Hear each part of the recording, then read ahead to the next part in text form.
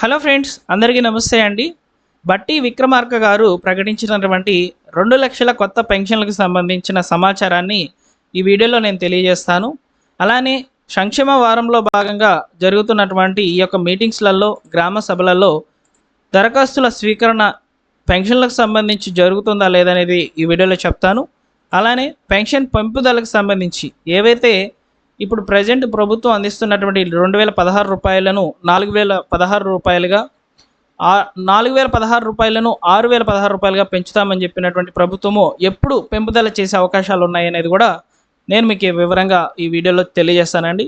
వీడియోని తప్పకుండా లైక్ చేసి మీ మిత్రులకి అందరికీ కూడా షేర్ చేయండి. అలానే మీరు ఫస్ట్ మన ఛానల్ చూస్తున్నట్లయితే సబ్స్క్రైబ్ చేసుకొని బెల్ సింబల్ని ఆల్ నోటిఫికేషన్తో ఆన్లో పెట్టుకోండి. సో ఇక లేట్ చేయకుండా డైరెక్ట్గా టాపిక్లో కనుక వచ్చినట్లయితే, సో చేయుత పెన్షన్లకు సంబంధించి బట్టి విక్రమార్క గారు ఒక కీలక ప్రకటన అయితే చేశారనమాట. 2 లక్షల కొత్త పెన్షన్లు అనేటివి ఈ యొక్క ఆర్థిక సంవత్సరంలో అందిస్తామని చెప్పారు. రాష్ట్రంలోని వృద్ధులు, వితంతువులు, దివ్యాంగులకు ప్రభుత్వము గుడ్ న్యూస్ అయితే చెప్పింది. అర్హులైనటువంటి 2 లక్షల మందికి నూతనంగా పెన్షన్లు మంజూరు చేస్తామని చెప్పి ఆర్థిక మంత్రి బట్టి విక్రమార్క అయితే ప్రకటించారనమాట. ఈ పథకం కోసం బడ్జెట్లో అంటే 2026-27 బడ్జెట్లో 14,000 కోట్లు, 14,861 కోట్లు అయితే ప్రతిపాదించామని చెప్పి తెలియజేశారు. కాగా ఈ చేయుత పథకం కింద ప్రస్తుతం నెలకు 2,016 రూపాయలు, దివ్యాంగులకు 4,016 రూపాయల కింద పెన్షన్ అయితే అందుతుందని చెప్పారనమాట. అయితే రీసెంట్గా సంక్షేమ వారాన్ని అయితే ప్రభుత్వం ప్రకటించింది. ఈ సంక్షేమ వారం ప్రకటనలో భాగంగా గ్రామ సభలను ఏర్పాటు చేశారనమాట. ఈ గ్రామ సభలలో సంక్షేమ పథకాలు అనేటివి ప్రభుత్వం ద్వారా ఎలా వస్తున్నాయి, ఏ పథకాలకు ఎలా దరఖాస్తులు చేసుకోవాలని చెప్పి సో వివరణ అనేది ప్రజలకు తెలియజేయాల్సిందిగా సో అధికారులు అయితే చేశారనమాట ఈ మీటింగ్స్ అనేటివి. అయితే ఈ మీటింగ్స్లో భాగంగా చాలామంది కూడా చేయుత పెన్షన్లకు సంబంధించి దరఖాస్తుల స్వీకరణ జరుగుతుంది అనే దాని మీద వీడియోస్ అనేటివి చేశారు కంటెంట్ క్రియేటర్స్. సో మనం కూడా చేసామన్నమాట. ఇలా ఎంపీడీఓ ఆఫీస్లో మీరు అప్లికేషన్ ఇవ్వచ్చు అని చెప్పాము. అయితే ఇక్కడ చాలామంది కూడా కన్ఫ్యూజ్ అయ్యారనమాట. ఈ చేయుత పెన్షన్లకు, ఆసరా పెన్షన్లకు సంబంధించి దరఖాస్తుల ప్రక్రియ అనేది గతంలో ప్రజాపాలన దరఖాస్తులు ఎవరైతే చేసి ఉన్నారో వారు ఇప్పుడు చేయాలంటే చేయాల్సిన అవసరం లేదు. ఎందుకంటే వచ్చిన ప్రతి అప్లికేషన్ కూడా ప్రభుత్వము తమ యొక్క రికార్డులోకి అయితే ఎక్కించుకొని ఉంది. ప్రజాపాలన వెబ్సైట్లోకి అయితే అందుబాటులోకి అయితే తీసుకువచ్చి ఈ యొక్క వివరాలను త్వరలోనే వెల్లడిస్తామని చెప్తున్నారనమాట. దాదాపు చేయుత పెన్షన్ల పథకం కిందనే 14 లక్షల అప్లికేషన్స్ అనేటివి రావడం జరిగిందని అధికారులు అయితే చెప్తున్నారు. వచ్చినటువంటి వాటిలో కేవలము 2 లక్షల అప్లికేషన్స్ మాత్రమే, ఓకేనా, 2 లక్షల అప్లికేషన్స్ మాత్రమే మేము తీసుకుంటామని ప్రభుత్వ అధికారులు అయితే చెప్తున్నారు. అంటే ఇక్కడ మీరు గుర్తించండి, ప్రభుత్వము ఎంత స్ట్రిక్ట్ రూల్స్ ఫాలోఅప్ చేస్తే ఈ యొక్క స్క్రూటినీ జరిపి అర్హులైనటువంటి వాళ్ళకి 2 లక్షల పెన్షన్లు అనేటివి ఇవ్వవచ్చు అనేది మీ ఊహకే వదిలేస్తున్నాను. ఎందుకంటే ఇక్కడ 14 లక్షల అప్లికేషన్స్ ఎక్కడ, 2 లక్షల అప్లికేషన్స్ అనేటివి ఎక్కడండి.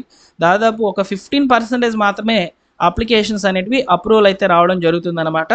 త్వరలోనే వీటికి సంబంధించిన వివరాలు అయితే అందిస్తామని ప్రభుత్వం అయితే చెప్తోంది. అయితే ఈ గ్రామ సభల ద్వారా మీరు ఇప్పుడు ప్రస్తుతము దరఖాస్తులు చేసుకోవచ్చా అంటే, సో మీరు ఆల్రెడీ చేసుకున్నట్లయితే చేసుకోవాల్సిన అవసరం లేదని ప్రకటన అయితే రావడం జరిగిందనమాట. అయితే కొత్తగా ఎవరైతే దరఖాస్తులు చేసుకోవాలి అనుకుంటున్నారో, అంటే కొత్తగా ఈ యొక్క దివ్యాంగులు, వికలాంగుల కేటగిరీకి సంబంధించి సదరం సర్టిఫికేట్లు పొందినటువంటి వాళ్ళు, లేదా పెన్షన్ల యొక్క ఏజ్ లిమిట్ అనేది వచ్చేసినటువంటి వాళ్ళు కొత్తగా దరఖాస్తులు చేసుకోవచ్చు అంటే చేసుకోవచ్చు. దానికి సంబంధించి ఇక్కడ మీకు కనిపిస్తున్నటువంటి అప్లికేషన్ ఫామ్ అంతా కూడా ఫిల్ చేసేసి ఈ అప్లికేషన్ ఫామ్తో పాటు తగిన డాక్యుమెంట్స్ అనేవి మీరు సబ్మిట్ చేసేయచ్చు అనమాట. ఎంపీడీఓ ఆఫీస్లో దరఖాస్తుల స్వీకరణ అనేది జరుగుతూనే ఉంటుంది. ఇది ఒక నిరంతర ప్రక్రియ అనమాట. సో ఈ యొక్క దరఖాస్తుకు తప్పనిసరిగా మీరు కొన్ని రకాల డాక్యుమెంట్స్ అనేవి యాడ్ చేయాలి. వాటి గురించి చూసుకున్నట్లయితే ఖచ్చితంగా ఎవరైతే అప్లికెంట్ ఉంటారో వారి యొక్క ఆధార్ కార్డు, అదేవిధంగా ఆ కుటుంబానికి సంబంధించినటువంటి ration card, income certificate, caste certificate, passport size ఫోటోలు, ఆధార్కి లింక్ అయినటువంటి మొబైల్ నెంబరు, బ్యాంక్ అకౌంటు, అదేవిధంగా బ్యాంక్ అకౌంట్ వివరాలు చూపించేటువంటి ఈ యొక్క ఫస్ట్ ఫ్రంట్ పేజ్ అనమాట పాస్బుక్ది. ఇలా అన్ని జెరాక్స్లను మీరు ఖచ్చితంగా ఎంపీడీఓ ఆఫీస్లో సబ్మిట్ చేసినట్లయితే ఆన్లైన్లోకి మీ వివరాలను అయితే ఎక్కిస్తారనమాట. సో తర్వాత ఎప్పుడైతే అధికారులు ఈ యొక్క వచ్చినటువంటి అప్లికేషన్స్ అన్నింటినీ కూడా స్క్రూటినీ జరుపుతారో అప్పుడు మనకు ఈ యొక్క పెన్షన్లకు సంబంధించి ఎలిజిబుల్ లిస్ట్ అనేది రావడం జరుగుతుంది. అది మేబీ ఇంకా మనకు కొన్ని రోజుల వరకు కొనసాగే అవకాశాలు అయితే ఉంటాయన్నమాట ఈ 2 లక్షల కొత్త అప్లికేషన్స్లో భాగంగా. సో కాబట్టి త్వరలోనే ఒక మంచి శుభవార్త అనేది రావచ్చు. ఎవరికి ఇక్కడ పెన్షన్లు అనేవి శాంక్షన్ అయ్యాయి అనే వార్తలు అయితే వస్తాయన్నమాట. అయితే ప్రభుత్వం చెప్తున్నది వచ్చేసి నిరుపేదలు ఎవరైతే ఉంటారో వారికి అవకాశం అనేది కల్పిస్తాము. వారిలో కూడా ఒంటరి మహిళలకు, వికలాంగులకు అవకాశం అనేది కల్పిస్తామని చెప్పి చెప్పడం జరిగింది. ఈ కేటగిరీలో పెన్షన్లు అనేటివి రాబోతున్నాయి అన్నమాట.